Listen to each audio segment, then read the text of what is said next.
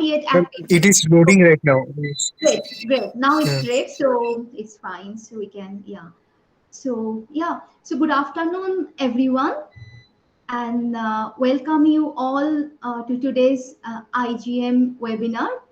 And we are really very happy to have Professor Kumar Banik from Bose Institute, Kolkata. And as I said, and again, so thank you very much, Professor Banik, for kindly agreeing to give this seminar.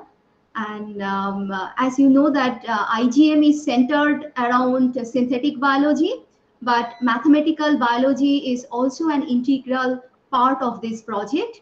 And Professor Banik works on theoretical and computational biology. So it is really a great pleasure to have him today. So today, Professor Banik is going to talk about how to develop a mathematical model of gene expression and how the fluctuation can play an important role in determining the function and fate. So over to you, Professor Banik. Okay. First of all, I would like to thank the organizer and Professor Day for the invitation. And well, I know that that IGM program was connected to somehow the CRISPR-Cas system, but I'm not an expert of CRISPR-Cas system. So I thought that I would talk about some of the very basics of noise processing in biological system, how it works, how to model it. And so it's a kind of a tutorial presentation, and please stop me whenever you want to ask question. So you don't need to wait, and especially to the students, you don't need to wait till the presentation finishes. Okay, so the title of the presentation is Fluctuations in Biology. So this is a nice picture of a crying cell. So it's basically a noisy cell. The cell has all organelles, but it's still crying. So what is this crying means? I will try to explain. And so start with the very basics of chemical kinetics. So say, for example, you have some gene product, some biological system. Gene product could be mRNA or a protein. So it is getting synthesized from a source here, and of course from a DNA, and if it's a protein, from mRNA. And this protein or the gene product also has some sort of degradation. So if we write the rate equations, so we have this synthesis part of the birth part, so it's getting generated, and we have a degradation part, that is, the gene product is getting degraded by some specific machinery. And if we want to check it in a graphical way, we have a system of x versus rate. So x is our gene product, how x changes and how it affects the rate. So we have a constant level of synthesis, which is equals to the kx, and we have a degradation profile. And when these two cuts together, this profile, if we add this synthesis part and the degradation part together, we have basically a synthesis. Dr. Banik, I mean, I have just a suggestion in case, if it is possible, could you just, I mean, there's a height button. If you could see stop sharing and the height. If you just click that height, so that bar would be. Oh, okay. In the high part, where is that height? Yes, yeah, that at the bottom of the window. Yes. I mean, the right hand corner. In the right hand corner. No. I mean, you could see that white color bar where it says stop sharing, and then next to stop sharing there's height. Height. Yes. Oh, okay. Well, that is creating a problem, right? Yeah, because some of this plot, I mean, it looked like that it could. Oh, okay. I could see this, but you can't see it. Okay, I understand. Now it's clear? Perfect. Yeah. Yeah. So we have if we couple this synthesis and degradation, these two processes together, we have a nice equation and representing a birth-death process where this gene product is getting synthesized and also getting degraded at the same time. So how do we figure out the steady state expression? In the plot, if we had a zeros kind of, it's not exactly a zeros, but at this point, these two rate laws cuts each other, and we have this dx dt equals to 0, and we can get a steady state expression of our gene product. So this is what we do every day in theoretical lab, or in the experiment. We try to produce something, we try to generate proteins or mRNAs, whatever we do. We try to measure the gene product at steady state, and if we have the experimental data, we can draw this kind of rate plot. Now, what happens in a typical gene expression system? In gene expression system has different time scale.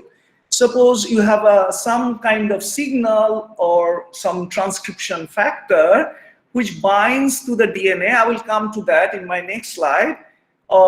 And this DNA, this signal or this transcription factor sometimes needs to be activated.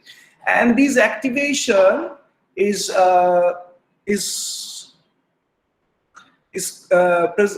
controlled by some signal, and it takes place at the order of millisecond. So it's very fast. And then these transcription factors binds to the DNA upstream. During activation, it's the promoter region, or during repression, it can bind to the promoter region or at the downstream side. And if this binding dynamics takes place in the order of second, so a bit slower. And then we have this the big machinery coming in, the RNA polymerase and the transcription factors, sigma factors, all comes in, and then transcribes the whole gene. We get an mRNA, and this mRNA then gets translated into protein. And this kind of dynamics takes place at the order of, the time scale is of the order of minutes. So it's a bit slower again. And there is a time scale change when the cell divides into a mother cell, divides into daughter cell. These gene products gets distributed into the daughter cells, and we get a dilution effect most of the time. So it takes place in a time scale of hour. So on this cartoon, shows TSP is the transcription start point, and we have a cartoon of a gene of our interest. We have this upstream region where we have this transcription binding sites, the promoter region, and RNA polymerase binding sites, and we have the downstream region. So downstream region actually encodes the entire gene of interest. And if we extend this cartoon a bit in a different way, present this cartoon in a different way, we have our set of transcription factors, and it is getting bound to the promoter site, and the time scale is of the order of second, and we have the machinery on, and we have our gene product. And this kinetics takes place at the order of minute, so a bit slower. So during the process of this transcription and translation, we have multiple times of this binding, unbinding dynamics going on in the promoter region. So if we consider only the transcription and translation dynamics, that is the production of gene and destruction of the gene product, we can easily neglect the transcription factor binding dynamics. And actually we do not neglect. What we do, we take a mean field effect of this binding dynamics into our dynamical equation. So how do we do that? Sorry, I have a bad cough. So now we have our protein DNA interaction. So those proteins are transcription factors of protein itself. And we have a piece of DNA, of course, we're in a 2D, but it's not a 2D system, it's a 3-dimensional system. And we say we have our gene of interest. So what is happening there? So say, for example, this cartoon shows that the gene is in the off state. Off state means it doesn't produce the gene product, and so we need something to activate it. So this activation can be done by using some transcription factor or by signal. So we bring in this circle, this transcription factor, and it gets bound to the promoter region, the upstream promoter region, and that gene becomes on, and it's now ready. The machinery, other machineries are there, RNA polymerase, and the main big machinery, big blob of protein, which has multiple parts. It comes in and it starts reading the frame and gives us our gene product. Now, how do we model this off and on state? So we have seen the transition between the on and off state is taking place. The time scale, typical time scale is of the order of second. And so how do we model this? So say, for example, the off state is, the probability of the off state is pi, and our transcription factor is x, and we have the probability of the on state as Pa, or the active state. And since we have the same DNA in the on and off state, we have a conservation relation. So the inactive and active state together creates this P. And we have the rate loss for the inactive state. What happened? Okay. Okay, so we have the inactive state and the active state rate loss, and if we solve them at the steady state, because during the time of transcription and translation, it has already reached equilibrium, as I have shown in the previous slide.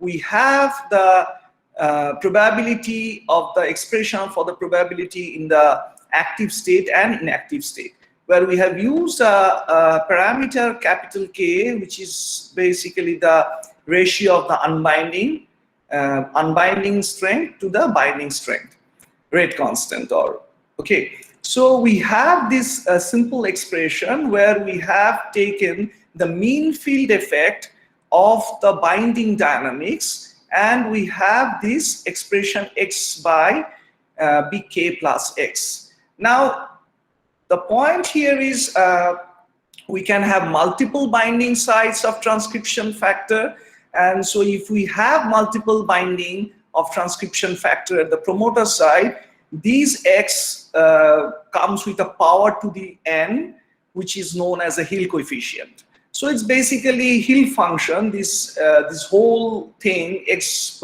divided by k plus x, is a Hill function. And for the time being, to make the system simple, I have considered only single binding of transcription factor. Now, if we go for the gene expression, we have a signal coming in. The cell needs to feel something, and the signal comes in. The signal could be a transcription factor, or some molecules, or some other external some stimulus. It comes in, it affects the upstream region, the promoter site, and then we have these gene products. So using this, the very simple of chemical kinetics, we have these two rate equations, ds dt equals to ks minus mu s. So it's basically the s stands for the signal, and we consider, for simplicity, it has simple birth-death process. So it is getting synthesized by some source, these transcription factors or some molecules, and it is getting degraded. It has some source, and this transcription factor is activating the gene of our interest, and we have this expression for our gene product, synthesis term and the degradation term. Now, the question is, if we have multiple cells, multiple genetically identical cells, now do all cells behave in the same way? That a signal will come in and will activate or repress whatever it will do, and all the cells will respond in the same way? Is it the way a population of genetically identical cell behaves? Now, the classic experiment from Eloit's lab shows that they don't behave in the same way. There's a variability in genetically identical population. So that means these E. coli cells. This picture shows a collection of E. coli cells with some reporter. I will come to that reporter story. And all cells has this reporter, but they do not show fluorescence. Some cells show excess fluorescence, some cells are not fluorescing at all, and so it means that there's something wrong. So what is wrong with it? It may be the reaction kinetics we are considering, that the signal is coming in, it's activating the promoter region, and there's the big blob of transcriptional machinery is working and reading the frame, and maybe these reaction kinetics are probabilistic in nature, because all these are taking place in a big soup, and the soup of cytoplasm, and in the nucleus you have this soup. Of course, it is taking place in the nucleus. It's a solution, and these guys are basically showing a random kinetics representing Brownian motion. So what we see actually in Eloit's experiment, Eloitz and his co-workers took two promoters. The same promoter, dual copy of the promoter. One was fused with a cyan fluorescence protein, and the second one was fused with a yellow fluorescence protein, and they expected that all the cells will glow. So that was the top figure shows that the fluorescence will have, all the cells will have the same level of fluorescence expression. But what they observed is a variability in fluorescence expression. So that's how on the figure A here, it shows the actual experimental picture. It shows some cells are showing fluorescence, are fluorescent in nature, some cells are not. So what's happening? So they attributed this phenomena to noise properties, and these noise properties, they say, measure with a statistical measure, coefficient of variation, which is variance by mean square, and that's the square of coefficient of variation. And they say the total fluorescence or total fluctuations in that population could be divided into intrinsic fluctuations and extrinsic fluctuations. Now, what is this intrinsic fluctuations? And these intrinsic fluctuations are basically controlled by the typical transcription and translation machinery, which is intrinsic to each of the cell, and each cell has their own intrinsic transcriptional and translational rate. And these rates are probabilistic in nature.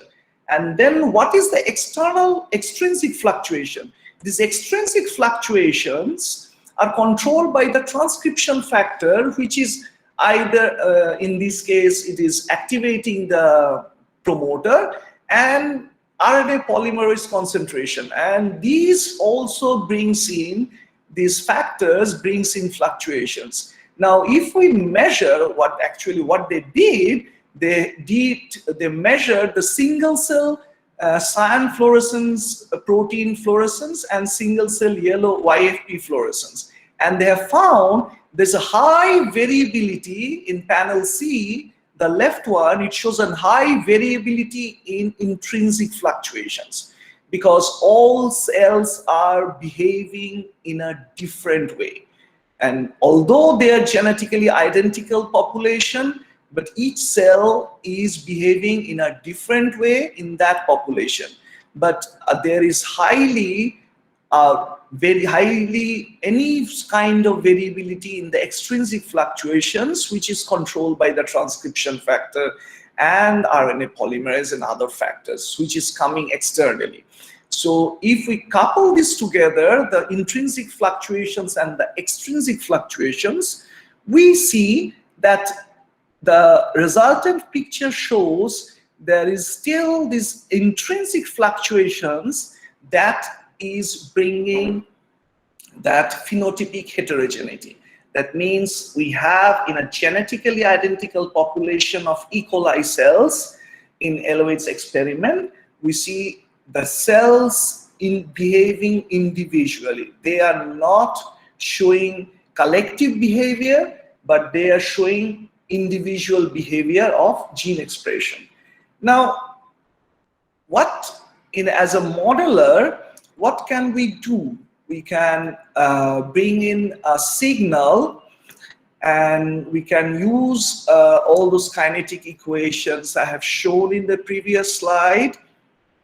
And we have this use this mechanism of gene expression. We can do simulation using a typical simulation algorithm is there called stochastic simulation algorithm, popularly known as Gillespie's algorithm. And we see that all the cells are behaving in a different way.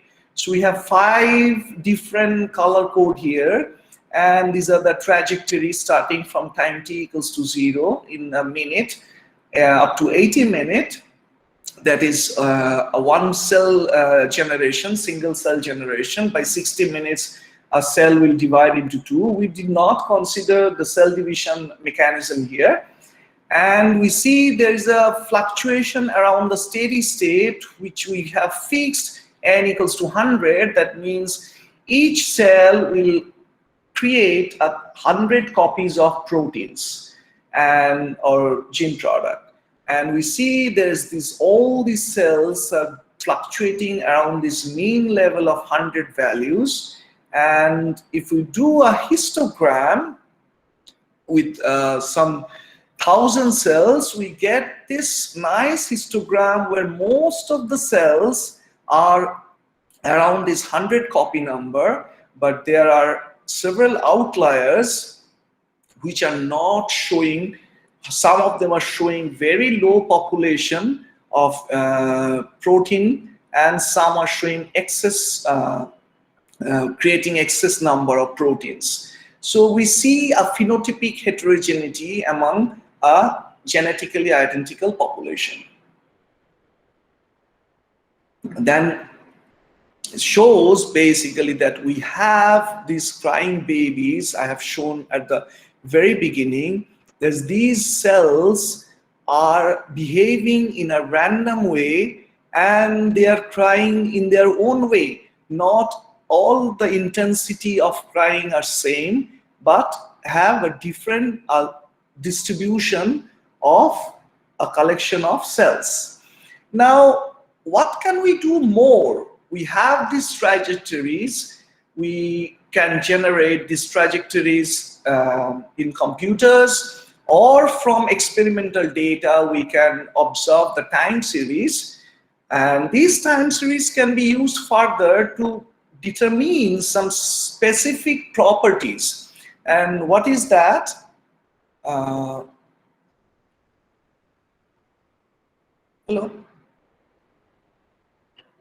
Yeah, yes, I think, I got a disturbance phone. Okay, and we can use these time series to interpret some interesting features in biological system.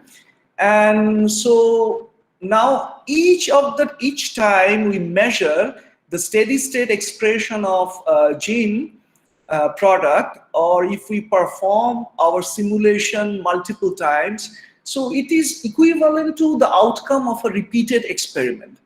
And if we have the outcome of repeated experiment, we can calculate the entropy associated with each experiment. So if we have a collection of, say, a large number of experiments, we can define the entropy, which is Shannon's entropy, a single entropy or a joint entropy.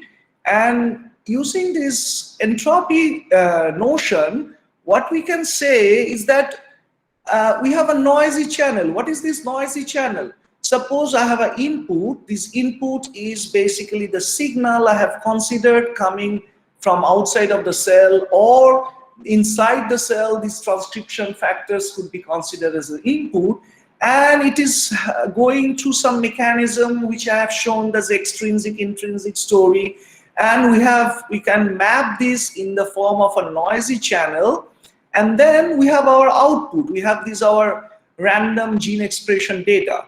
And so this input-output story, we have a kind of information processing going on. That the information, what kind of information processing is going on? The cell feels something which is in the form of a transcription factor or some extracellular signal. It, sorry. Excuse me. And then we have this information sensed by the cell, individual cell, and it processes in the form of producing the gene product. It responds. So it's a kind of some signal is coming in, and we have a response system. And these are all probabilistic in nature because of the randomness. These we have seen that it's a probabilistic in nature. So Shannon brings in the notion of mutual information. So what is mutual information? It's simple. If we look at the simple Venn diagram, so the left one, the purple circle, is the random state of the signal, and the green circle is the random state of the gene product. So this purple thing, for this purple random state, we can attribute an entropy, and also for the gene product space, we can create a entropy of the gene product. Now, if we consider this together, we have this joint entropy, H, S, and X, and between this, the overlap region is the mutual information. So mutual information gives me the idea that given the knowledge of the signal, if we have some knowledge of the signal, we can predict how the gene product will behave, what will be the nature of the gene product, what will be the level of gene product. So there is some kind of uncertainty attached to it, this mutual information notion. So mathematically, this is basically a joint distribution function. We have a joint probability distribution function and individual marginal distribution function, and that's the generalized expression. And if we consider the noise processes to be Gaussian, because these noise processes needs to have some statistical properties. For simple case, if we consider it to be a Gaussian noise process, it obeys the Gaussian noise properties, then we can have a much better, easier expression where we have individual variance and some covariance between these two random variables.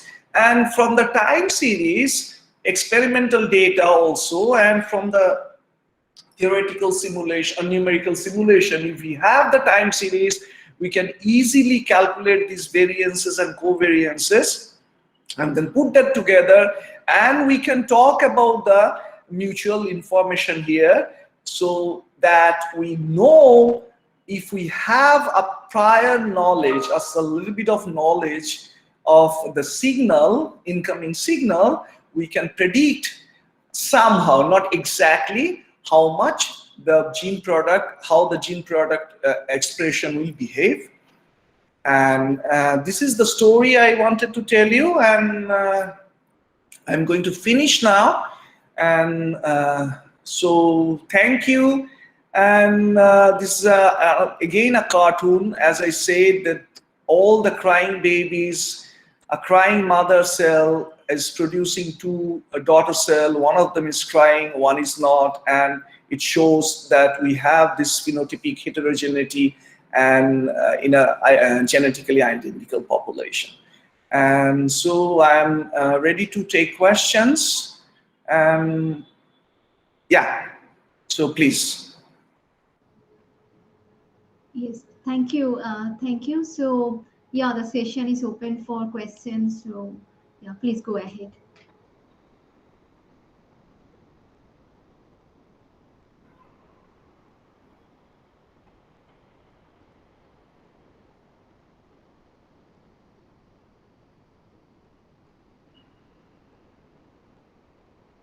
So if you have any question, any simple question, I mean, how to even yeah, about this noise or even the model building. So yeah, I think feel free and take this opportunity to yeah, you can ask. Go ahead and ask. Okay, so meanwhile, while they are thinking what to ask, so let Yeah, me please go ahead. yeah. So as you have, I mean, shown that the the cell population, although the genetically, I mean, they're identical, and however, they can have a distribution. So Yes. there will be, because there will be phenotypic distribution, and how, I mean, so the distribution, the width of the distribution, when is there a measurement, quantitative measurement, when it will be uh, the cell population would be functional. So each cell will have their own transcription or translational rate, that's fine, but within the limit, right? So that the distribution, so I'm just wondering, I mean, if the distribution is wide, so will the cell population go to the non-performing or non-functional level where the deformity or this could arise? Is there Yeah, a that's an excellent question. Actually, what happens in suppose I think you have seen your colleagues in wet lab. They are producing nice bands of these Western blots and some kind of nice experimental data, and they do perform these experiments in triplicate. Right. So, and they attribute some error bar on it. So that error bar actually corresponds to not the mechanical error, but it's the sorry, phenotypic heterogeneity, what you see. Now the question comes that whether these fluctuations are good for the system or bad for the system. Yeah. Sometimes the fluctuations are good for the system, because if you have a large variation in gene expression data, then it can accommodate multiple distribution of signal itself. I have not considered the signal, I have considered a constant signal. But if you have multiple external cues or signals, then if you have a distribution large enough, then it is easy to tackle those environmental fluctuations. But if this distribution is very steep or narrow, then what we see is that it is actually working in a particular domain of external signal. So in some sense, what happens, some kind of distribution, some kind of signals are could be detrimental for the cells, a population of cells. But if we have a large distribution of these expression distributions, it can somehow overcome these detrimental effects. Okay, I see. And I have another question, like, I mean, generally, even while we are modeling, Gaussian distribution is easier to handle, like you have also, Yeah, I mean, mentioned. So, I mean, whenever there is a, but in experiment, the distribution did not have to be Gaussian. So, what kind of right. distribution generally observed? Okay, so some people, if you look at some classic experimental papers from Sunny Z and others, you will see that this proteins or this mRNA production takes place in bursts. And so using Gaussian distribution, you cannot address them. So you need to have some gamma distribution or log normal distribution. So it is easier, theoretically it is easier to consider those distribution, but mathematically what happens, it is very difficult to come up with a closed expression in closed form. So what people do, they write a master equation, which I have not shown here for the sake of students, or complicated master equations, and then the master equations are very difficult to solve. Only in the linear interaction domain you can have exact solution. But as you have seen already, I have considered a nonlinear function, this Hill function. So they go for moment expansion theory, or sometime linear noise approximation. So we generally prefer linear noise approximation. So basically this linear noise, our dynamical system, if we consider the whole process of this gene expression as a dynamical system, you can have multiple fixed points and you just linearize the system around the fixed points and you try to figure out what is going on there. And some people also go for path integral. So path integral is nice, but again you do Gaussian approximation, because when you optimize or the action, when you have to have this steepest descent method of Gaussian approximation. So basically second moment you truncate it at the second moment. Yeah. So any other question? Yeah, so yeah, from the students, is there any other question? Hello, sir. I have a Yes, question. go ahead. Yeah, yeah. Sir, you talked about noise, right? So, how does this noise in gene expression will impact in the evolution of the regulatory networks that we do? That's a very difficult question. Nobody knows it. Okay, some people have tried to address this, and so they cook up stories from the evolutionary point of view. Say, for example, a classic example of biological motif, or I would say highly studied biological motif called feed-forward motif. I think feed-forward loop motif. I believe you have heard about it. Yes, yes, sir. Yes, sir. Yes. So feed-forward loop motif has all these permutation combination of 8 types, coherent, 4 types of coherent, and 4 types of incoherent. And people have seen, actually our lab have seen, that the coherent, type 1 coherent feed-forward loop shows maximum level of noise properties.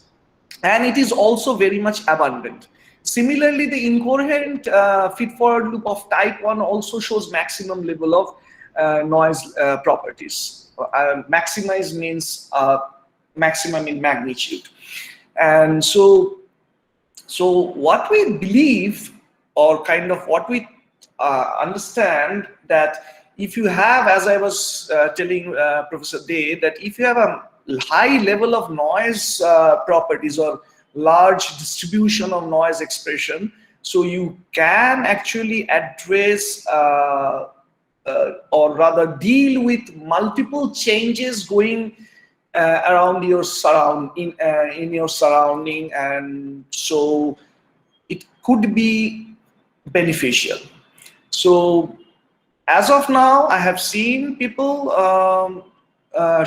talking about trying to connect.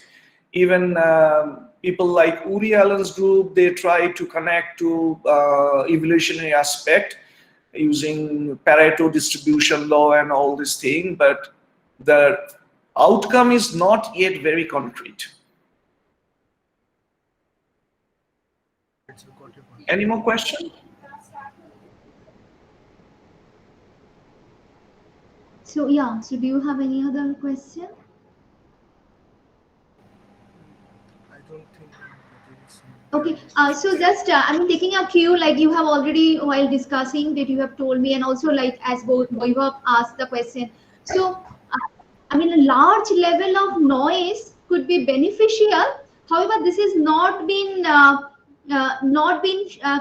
confirmed here, not been shown quantitatively, is No, it? these are all speculative. These are all speculative. Even Yeah. if you look at, I mean, there are multiple reviews of from Eloise's lab or Vaidyanathan's lab or Jim Collins' lab, multiple reviews, and they bring in a typical example, but it's not a global answer. So they will show you typical examples of what's going on in one system, but that may break down in other system.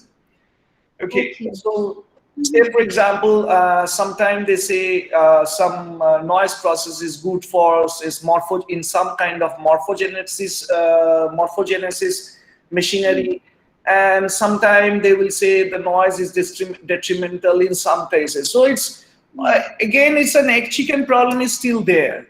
So it's quantitatively it is very difficult because first of all, to understand all these steps, even with a very simple system, even after Eloise came up with this idea of intrinsic and extrinsic noise, there was a follow-up paper by Johan Paulsen and Paulsen's group, Andreas Hilfinger and Johan Paulsen from Harvard Systems Biology Group. So they showed the extrinsic noise, what Eloise group is saying is not exactly the extrinsic noise because they have over calculated some of the information. So they said some history dependent processes involved.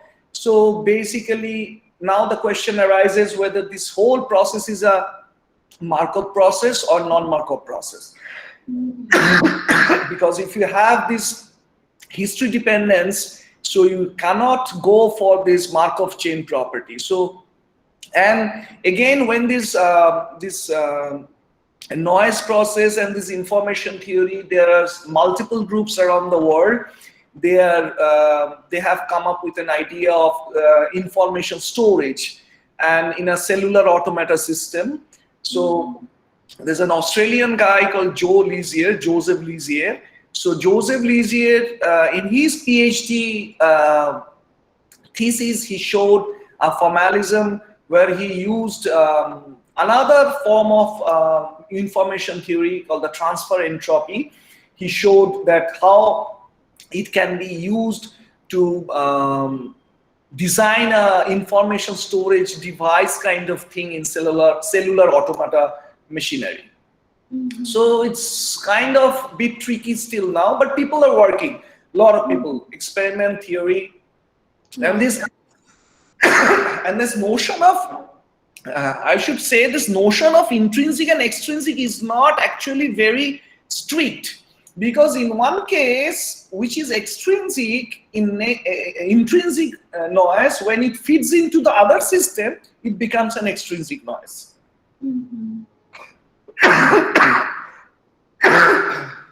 So suppose you have a layers of nodes or gene regulatory cascade. Say X is feeding in Y, Y is feeding in Z, into Z. Now X has a intrinsic noise only because it is not getting affected by anybody. Now Y is getting affected by X itself. So Y brings in an intrinsic property that is from its transcription and translational machinery, and the extrinsic part which is coming from the X itself. Now when you observe the Z has its own intrinsic noise property and the extrinsic noise part. But the extrinsic noise part of Z has two parts. One is coming from the X and the other is coming from the S itself. Now if you go on along a long chain cascade, this is simple chain of gene regulatory nodes. If you have a linear chain, you can have multiple divisions. And so now imagine when you put them in a system like feed-forward loop, where you have a branching process or you have a feedback loop, these things gets more complicated. So what I tried to show here, and as a beginning I said it's a kind of a tutorial kind of presentation. So if you go in a real system, if you bring in, then you have multiple interactions, you have feedback loop, feed-forward mechanism. A real system, you will be in a mess, big mess. Even theoretically, will be in a big mess. Sometimes it is difficult to handle theoretically. You go for brute force simulation. Yeah. Okay.